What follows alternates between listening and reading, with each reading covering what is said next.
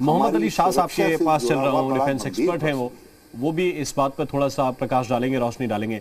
मोहम्मद अली शाह साहब, कुछ सवाल हैं जो स्वाभाविक आम आदमी के मन में है, हम लोग कोई एक्सपर्ट नहीं हैं, लेकिन फिर भी ये मानकर चलते हैं कि चाहे मौसम वेदर कंडीशन हो या विजिबिलिटी हो, ये कम से कम पायलट के पास पहले सूचना रहती है कि किस तरह का फोरकास्ट है या किस तरह का वेदर है, इसके बाद ही वो इस तरह की उड़ान पे निकलते हैं जिनमें आपके पास आपकी सवारी वीवीआईपीज हैं, और अनुभव पायलट के पास इतना है कि वो एक तरह से कमांड करते हैं पूरी यूनिट को। तो आपको क्या लगता है कि क्या हो सकता है वहां पे?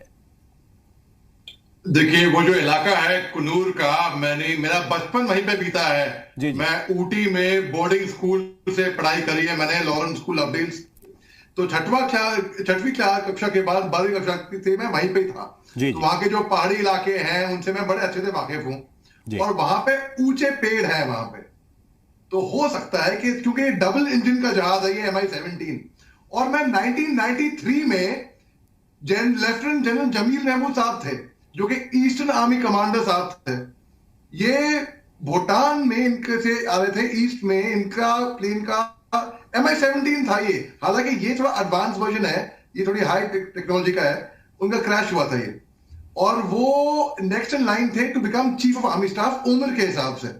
तब लोगों ने बहुत अंदाजा लगाया, स्पेकुलेट किया कि भाई ये क्या सैबोटाज था, क्या नहीं था, लेकिन कुछ ऐसा पाया गया नहीं इंक्वायरी में।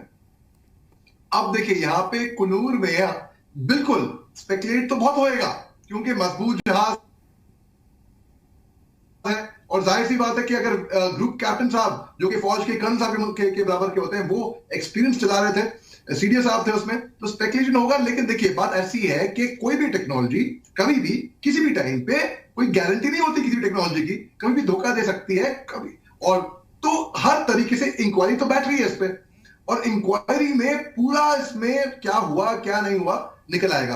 अब आप देखिए, तभी आप देखेंगे लोग, पूरा देश बेचैन था कि एयरफोर्स की तरफ से, आर्मी की तरफ से कोई ऑफिशियल कंफर्मेशन नहीं आ रहा था। तो लोग इतने बेचैन थे कि क्यों, क्या होगा, डीएनए टेस्टिंग होगी, रक्षा मंत्री बताएंगे, 2 दिन लग जाएंगे, क्या होएगा क्या नहीं, तभी स्पेकुलेशन चल रहा था। लेकिन अभी एक घंटा पहले खबर आ गई, पूरी ऑफिशियली कंफर्म हो गई।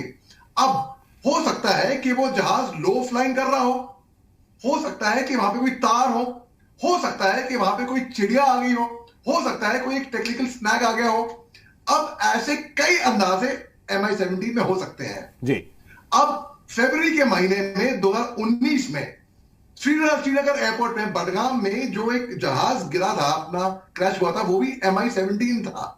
और ये जो जहाज जो है, ये हालांकि बहुत रोबोस्ट होते हैं, एक्सपीरियंस पायलट, मैं तो कहता हूं वीआईपी फ्लाइंग, जी हाँ वीआईपी फ्लाइंग बिल्कुल दुरुस्त बात है, लेकिन जो भी जहाज जब भी उड़ता है वो वीआईपी फ्लाइंग के तौर पे ही उड़ता है।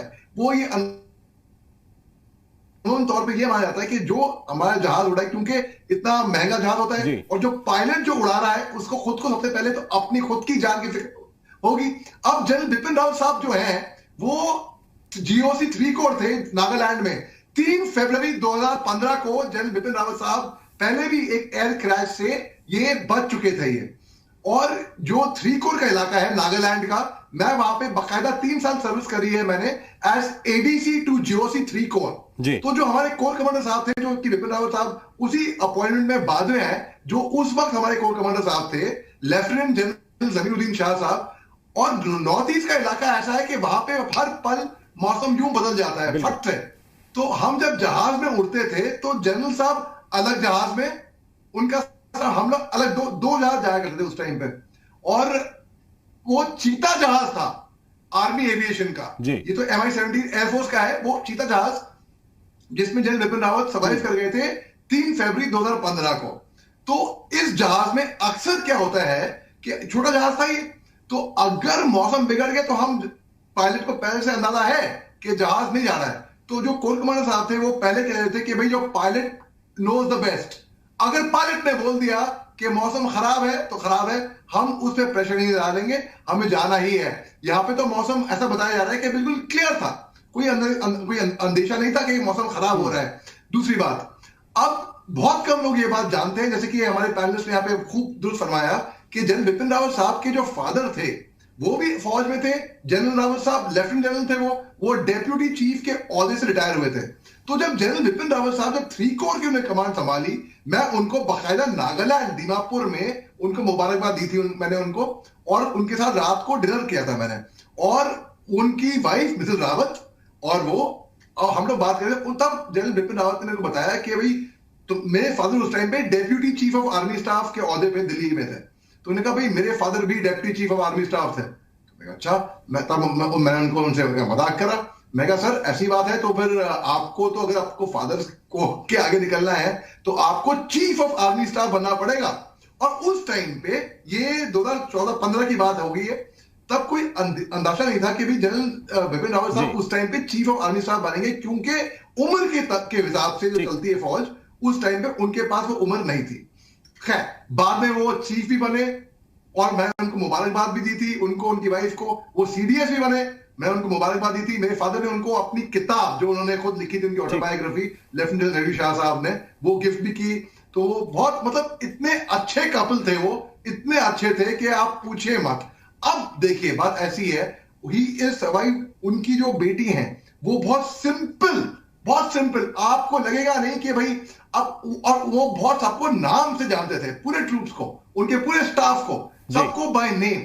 ये नहीं कि ए लड़के यहां आओ ना, वो बुलाएंगे मोहन यहां आओ, अली यहां, वो बाय नेम बुलाएंगे। वो ऐसी शख्सियत, और हिंदुस्तान के सबसे पहले वो सीडीएस, कंबाइंड डिफेंस सर्विसेज, और सीडीएस की भूमिका तो आप जानते हैं बहुत ही मुख्य होती है, बहुत ही मुख्य होती है। और ये इतिहास गवाह है इस बात का कि कोई भी जंग अकेले लड़ी नहीं जा सकती।